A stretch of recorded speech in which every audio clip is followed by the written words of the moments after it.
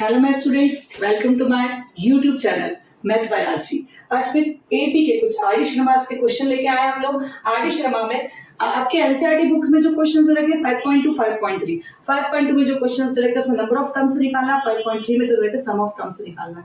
लेकिन सम of term और number of term के बीच में आर डी शर्मा जो सीबीएसई के लेवल से काफी इंपॉर्टेंट क्वेश्चन है, जो एनसीईआरटी एग्जाम्पलर में भी दे रखे हैं और प्रीवियस ईयर के क्वेश्चंस भी। आज उन क्वेश्चन में से कुछ क्वेश्चंस में लेके आई हूँ जिसको आपको मैं समझा रही हूँ। यहाँ पर आर डी शर्मा के आपको अर्थमेटिक प्रोग्रेशन में कुछ क्वेश्चन देखने को मिलेंगे जिसमें आपको दिखेगा कि नंबर ऑफ 3 टर्म और number of 4 term. Number of 3 term कौन सी होती है? a माइनस डी, a और a प्लस डी। और नंबर ऑफ 4 टर्म कौन सी होती है? a minus 3d, a minus D, a plus D और a प्लस 3d। और इसमें जो शुरू की और आखिरी की टर्म होती है इसको एक्सट्रीम बोलते हैं और जो बीच की टर्म होती है उसको मीन बोलते हैं। इस टाइप के फॉर्मूले के साथ, इस टाइप की एपी के साथ 3 टर्म, 4 टर्म, 5 टर्म, 6 टर्म या अर्थमेटिक मीन, अर्थमेटिक मीन का जो फॉर्मूला होता है वो क्या होता है? b is equal to a plus c by 2। इस टाइप का एक फॉर्मूला होता है जिसमें हमने क्या बोला है? c इज इक्वल टू या b, a, b और c, ये तीन टर्म दे रखी है जिसमें आपको अर्थमेटिक मीन निकालना, तो b is equal to a plus c by 2। ये अर्थमेटिक मीन का एक फॉर्मूला है। इन फॉर्मूलों को लेकर,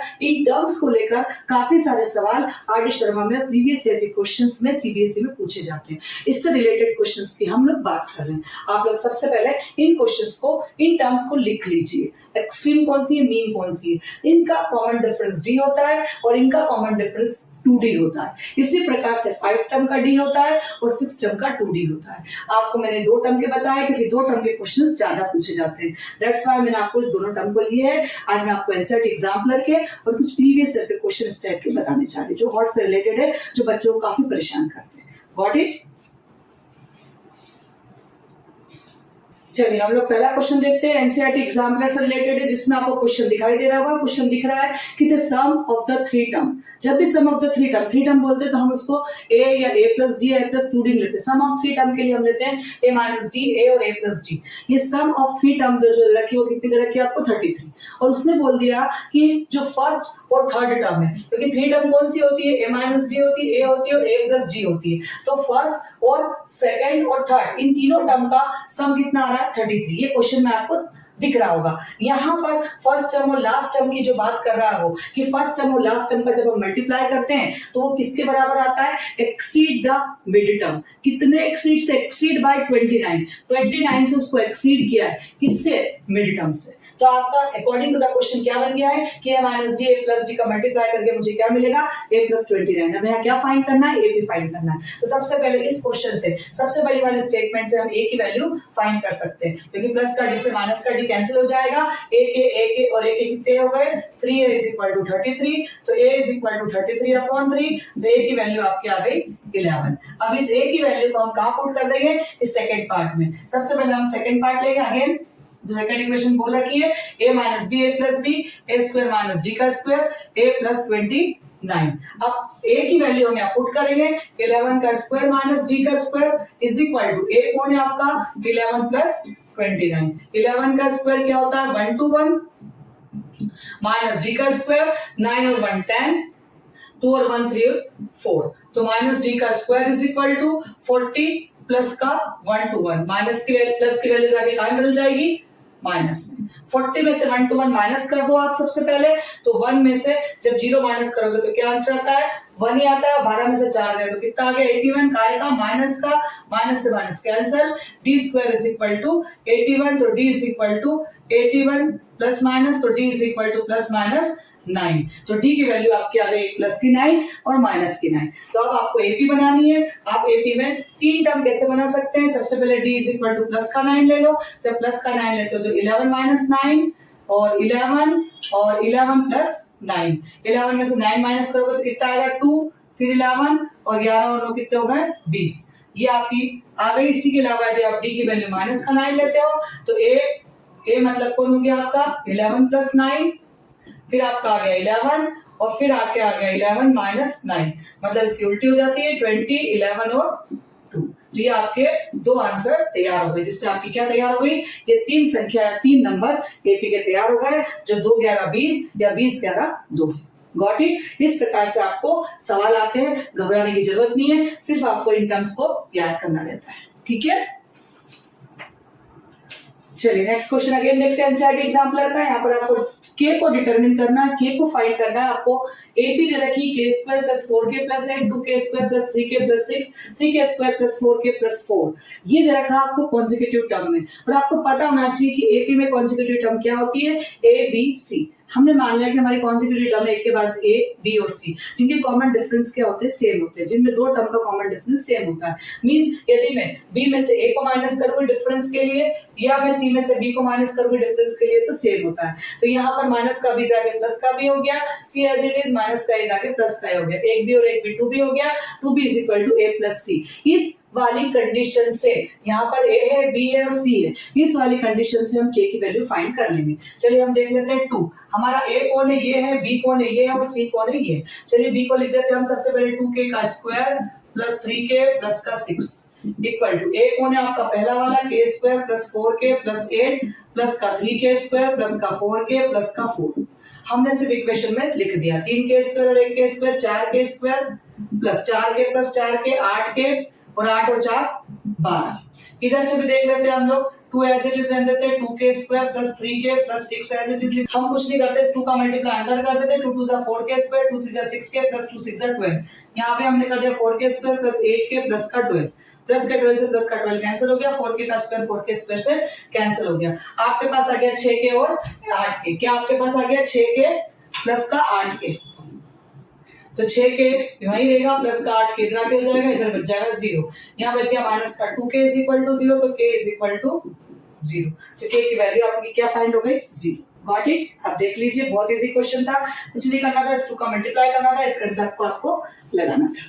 देखते हैं अपन 2016 से।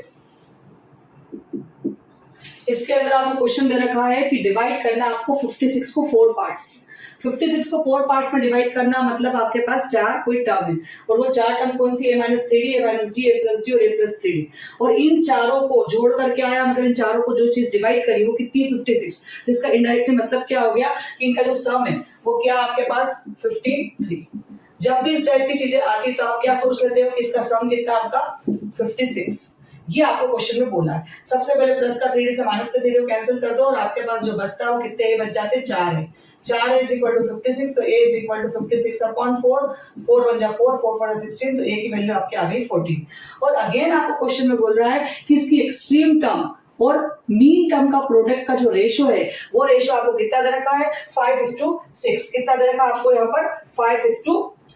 चलिए, तो एक्सट्रीम टर्म का मतलब क्या होता है, एक्सट्रीम का मतलब फर्स्ट और लास्ट टर्म, और मीन टर्म का मतलब होता है बीच वाली टर्म। इसका आपको प्रोडक्ट लेना है। तो एक्सट्रीम टर्म मतलब a - 3d और a + 3d, इसका प्रोडक्ट लेना है। साथ में आपको मीन टर्म का भी प्रोडक्ट लेना है रेशो में, और इसको किसके बराबर लिखना है, 5/6 के बराबर आपको लिखना है। चलिए सवाल करते हैं। सबसे पहले इसको तोड़ लेते हैं, a स्क्वायर - 3d का स्क्वायर और a स्क्वायर - d का square is equal to 5/6। a की वैल्यू आप निकाल चुके हैं, 3 का मतलब 9d का स्क्वायर, और यहाँ पर फिर से 14 का स्क्वायर माइनस d का स्क्वायर, और ये 5/6। 14 का स्क्वायर 196, 9d का स्क्वायर अपॉन में 14 का स्क्वायर माइनस d का स्क्वायर इज इक्वल टू 5/6। आप क्रॉस मल्टीप्लाई कीजिए, 6 का मल्टीप्लाई कर लीजिए इधर, 6 6 जा 36, कैरी ओवर 3, 6 9 जा 54, 55 56 57, कैरी ओवर 5, 6 कम 6 5 11, माइनस का 9d का स्क्वायर, यहाँ पर आप मल्टीप्लाई कीजिए, ये जाएगा ऊपर 6 9 की 54, इसको भी तो मल्टीप्लाई करना पड़ेगा ना, 54 का d का स्क्वायर, इसको करेंगे 14 5 जा कितना होता है 17, 14 का स्क्वायर होता है 196, तो 196 into 5 और माइनस का 5d का स्क्वायर, तो 1176 minus 54d square is equal to 5 6 5 जा 30, 5 9 जा 45, 46 47 48, कैरी ओवर 4, 5 1 जा 5, 5 और 4 9, तो 980 माइनस का 5d का स्क्वायर। अब d स्क्वायर पास ले लेते हैं हम लोग, 5d माइनस का 54d स्क्वायर और प्लस का 5d का स्क्वायर इज इक्वल टू, इन दोनों को पास ले लेते हैं, 980 माइनस 1176। आप देख पा रहे हैं, अब प्लस माइनस माइनस कितने बच गए, माइनस के 49d square is equal to minus कितना बचा, 6 में से 0 गया 6, 7 में से 8 नहीं जाते हैं, 17 में से 8 चले गए तो बचे 9, अब इधर हो गया 10, 10 में से 9 गया तो कितना बच गया 1। अब माइनस से minus cancel, d square is equal to 196/49, ये कट जाएगा, ये हो जाएगा आपका हो जाएगा 7 2 जा 14, 15 16 17 18 19 और 7 8 जा 56, so 7 7 जा 49 और ये हो गया 7 4 जा 28।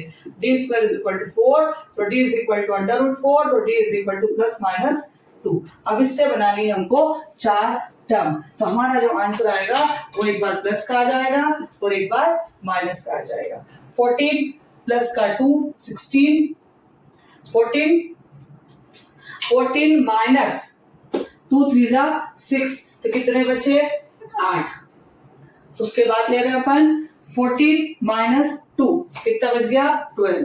फिर हम लोग ले रहे हैं 14 प्लस 2 दैट इज 16। फिर हम ले रहे हैं 14 प्लस 3 इंटू 2 6, 14 और 6 कितने हो गए 6 और 4 10 मतलब 20। इसी प्रकार से एक बार माइनस लेने पर और एक बार प्लस लेने पर आपकी दो सीरीज तैयार हो जाएगी। एक सीरीज आप तैयार कर लीजिए, एक बार प्लस लेने पर और एक बार माइनस। हमने यहाँ पर क्या लिया था +2। इस प्रकार से आपकी एपी की सीरीज तैयार हो गई और आपका 2016 का 4 पार्ट्स का क्वेश्चन इस प्रकार से सॉल्व होगा। आई थिंक आपको समझ में आ गया होगा। चलिए नेक्स्ट क्वेश्चन देखते हैं हम। ट्राइंगल से रिलेटेड क्वेश्चन दे रखा है। ट्राइंगल के जो एंगल है ए बी और सी किसमें दे रखे आपको आर इन ए बी। फिर हम क्या बोल सकते हैं कि 2b किसके इक्वल है a प्लस सी के इक्वल है। यहाँ पर कंडीशन उसने क्या बोली है कि जो ग्रेटेस्ट एंगल है वो किसके इक्वल है, twice the greatest angle is equal to the least angle. मतलब हम क्या बोल सकते हैं, सपोज मान लो ग्रेटेस्ट और लीस्ट एंगल ए और सी रिस्पेक्टिवली है। सपोज हमने क्या मान लिया कि हमारा जो ग्रेटेस्ट एंगल है वो किसके इक्वल है, ट्वाइस द लीस्ट एंगल के इक्वल है, a is equal to 2c है। तो हमें यहाँ पर ABC निकालना है। तो ABC निकालने के लिए हम क्या करेंगे, angle A plus angle B plus angle C is equal to 180 degree. A और C ये किसके इक्वल है, 2B के इक्वल है। तो इसके और इसकी जगह मैंने रख दिया 2B plus angle B is equal to 180। तो 3 angle B is equal to 180। तो angle B is equal to 180/3 that is 60। तो एंगल B की वैल्यू आ गई 60 डिग्री। Got it. तो एंगल बी आपका 60 आ गया है। अब आपका केस क्या दे रखा है, अकॉर्डिंग टू द क्वेश्चन हमने ये मान लिया था कि a इज इक्वल टू किसके इक्वल है, 2c के इक्वल है। तो a की जगह में क्या रख दूंगी 2c। इसी क्वेश्चन में यहाँ पर रख दूंगी 2c plus angle b plus angle c is equal to 180 degree. तो ये हो गया आपका 3c और एंगल बी की value 60 degree is equal to 180 degree. तो 3 angle c is equal to 180 अब माइनस का 60 दैट इज 120 डिग्री।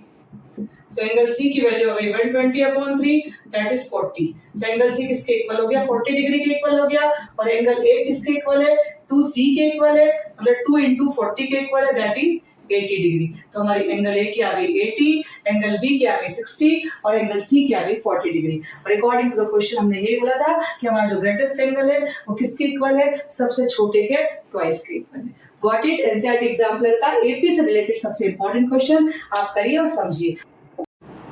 से रिलेटेड एक जो नेक्स्ट लेवल था लेवल 2, इस लेवल 2 को भी हमने कंप्लीट किया। लेवल 3 एपी का सम वाला जो हमारा रिमेन है उसको हम नेक्स्ट वीडियो में कवर करते हैं। सम वाला पार्ट आप नेक्स्ट वीडियो में देखिए, उसके सारे पीवाईक्यूज और एनसीईआरटी से रिलेटेड जितने भी इंपॉर्टेंट क्वेश्चन है उसके वीडियो की सीरीज आपको देखने को मिलेगी। Got it. आपको यदि समझ में आया हो मेरा वीडियो तो लाइक कीजिए, सब्सक्राइब कीजिए। Keep watching. Thank you for watching.